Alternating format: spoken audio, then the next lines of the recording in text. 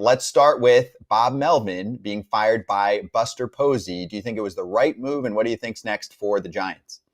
Yeah, I think it was the right move. I mean, look, Bob Melvin basically had the Giants as a 500 team last year, 500 team again this year. Buster Posey in the offseason went out and signed Willie Adames, gave him the big money. Adames ended up hitting the 30 homers. Giants got off to a good start. Buster went out there and got Rafael Devers in June to continue to try to improve the offense here, and the team kind of sputtered. And at the end of the day, I think Buster's sitting up there looking at his team saying, if the Reds made the playoffs, we could have made the playoffs. And so I think there's that aspect of it. Although, look, Bob Melvin's had a great career. He was executive of the year in both leagues, did a great job with the Athletics when he was there. So, look, I understand his long career. I'm not taking anything away from him. But here's the most important part of that firing, right? When you head of baseball operations, you want to have a manager in that seat that you get along with, that you respect, that is on the same page with you.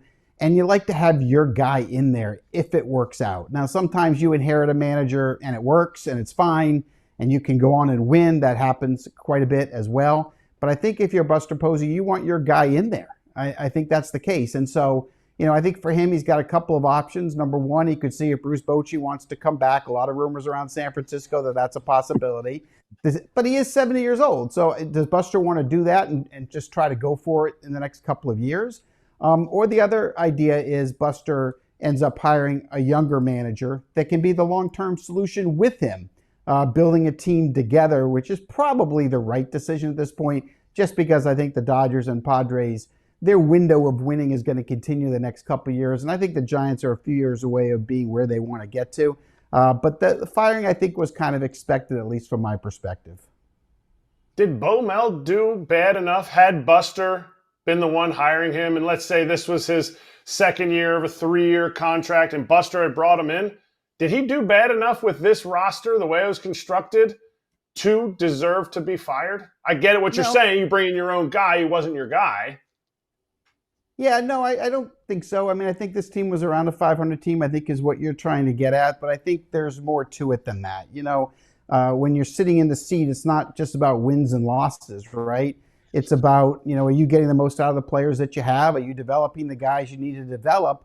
And then the other thing is, when you're sitting up there in the box, unfortunately for a manager, GMs are absolutely watching every single pitch, every single decision that a manager makes, first guessing everything that they do. It's difficult to sit in that seat.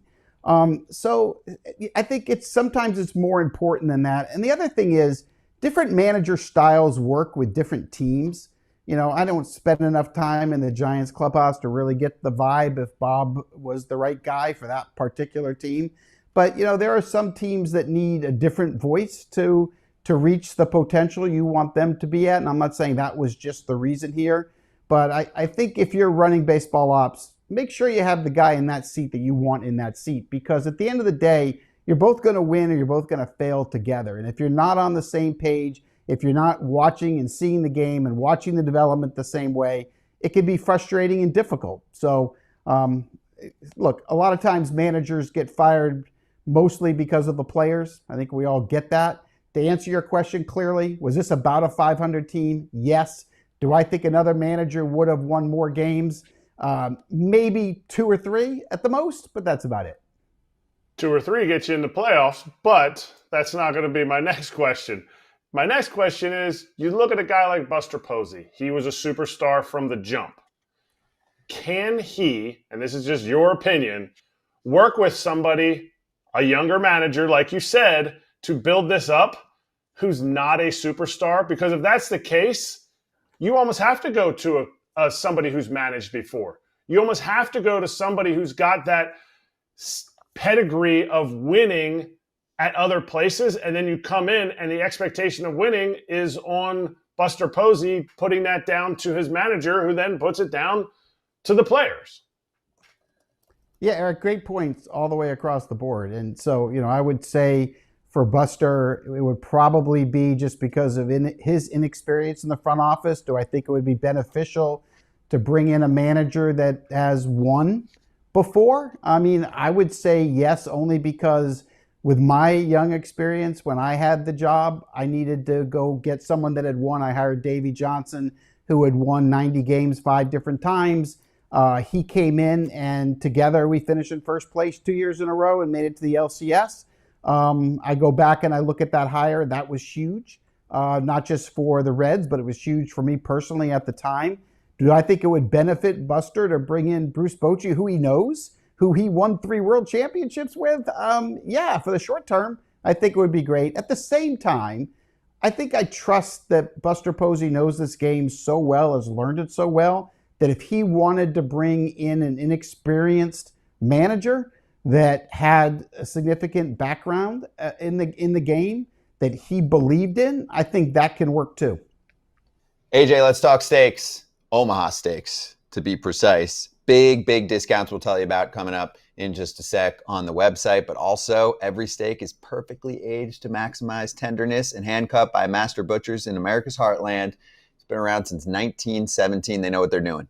Absolutely, they know what they're doing. They come prepackaged, perfect sizes, portion size. You can get any kind of cut you want, any kind of meat you want, and it all comes out delicious. You can freeze it. You can thaw it right away. There's hamburgers, there's steaks, there's chicken, there's pork chops, there's everything you could ever want, and it comes out delicious every time.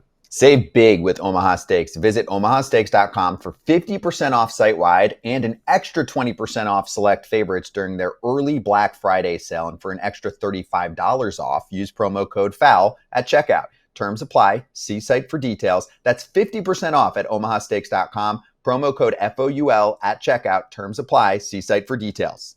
Is there another move that should be made somewhere else? This is the first one. We see Don Kelly get extended, which is the most Pirates move of all time. We can get the guy we know. We don't need to go outside the organization. And listen, Don Kelly did a great job while he was there for the second half. And yes, they improved. But is there another organization that needs to make a move out there that you can see besides the Giants? Torey Lovello had some interesting comments the other day about what he does. I'm not saying he should be the one to let go, but it's just a different way managers are chosen now. So is there a team out there you think that could make a move and say, hey, this move could help us be a better team next year? I think the Baltimore Orioles could make a change, and I think it could be significant. I think they've done things a certain way, and I think for Mike Elias to hire a GM under him and to get the right manager to run that organization, I think is huge. Someone that isn't inbred in that organization, that isn't in love with their own players, I think would be helpful. So I would say the Orioles. I don't know what Brian Snitker is going to do in Atlanta, but I think we're all kind of watching and seeing if he's going to retire. Same thing with Bruce Bochy in Texas. And I think if he does retire or does go back to San Francisco, I think Skip Schumacher will end up taking that position. But I would say those were the biggest teams that I'm kind of watching right now. All the playoff teams just pop champagne, so they got a bunch of crap in their locker that smells like champagne. Is there any manager that smells like champagne that goes into the GM's office and gets fired? Of the managers that are there right now, if something goes haywire and wrong here, is there anybody in your mind that could be fired? I don't think so. Not this particular year. I don't think there's anyone out there, and we don't have George M. Steinbrenner getting mad anymore. So, yeah, I don't think so. I think the media in the big markets will ask for their managers to be fired if they don't win the World Series, and that's just normal. But I personally don't believe that any of the playoff teams that start tomorrow, I don't think any of those managers will end up losing their jobs. JB, I listen to your front office show, as you know, on Sirius every week, and you had John Mozeliak on, and he's stepping down. He's had a great run with the Cardinals. Check the track record. I mean, he's done a lot with that team for a long period of time. I know it wasn't as good lately. Heimblum takes over. The part that I thought stood out to me was that he mentioned he's going to take a little time, and then we'll see what happens. I thought that he was semi-retiring, but from the conversation, it sounds like he's open to stepping into another front office role, whether it be next year or in the future. Did you get that inclination or know any info about that? Oh, yeah, Scott. I mean, look, I think this was pre-planned because the Cardinals were going to move on. And I think the DeWitt family was very respectful because of what you just talked about. John Mozeliak won a world championship in 2011. He finished with a winning record in 13 or 14 years. I mean, he had some success. And I think the DeWitt family wanted to respect him. And instead of firing, they allowed him to go out on his own terms. And this was the last year. And so they did it in a respectful way. We're going to transfer it to Heimblum. He's going to take over. he'll walk away. But at no time did Mo, and I talked to him in spring training with his designer socks and his vest that he always wears. It was very clear to me that he was planning to take a little time off, maybe travel, be with the kids, and then try to get right back into it. So although he wasn't fired, I think it was clear that ownership wanted to move on. And look, I would say something because, look, Mo did a great job in his career there. Mike Rizzo did a good job in Washington. But there is, without a doubt, something significantly different in baseball. And Mo said it in that interview, if you heard it, Scott, where he said, we used to get information in a year that we now get in a day to make decisions on all aspects of baseball. And that is true. And what we're finding is there are a lot of very successful GMs that have won world championships, like Mike Rizzo and John Mozeliak, that don't stay up with 2025. They're not ready for 2026 or 27, and they're getting beat.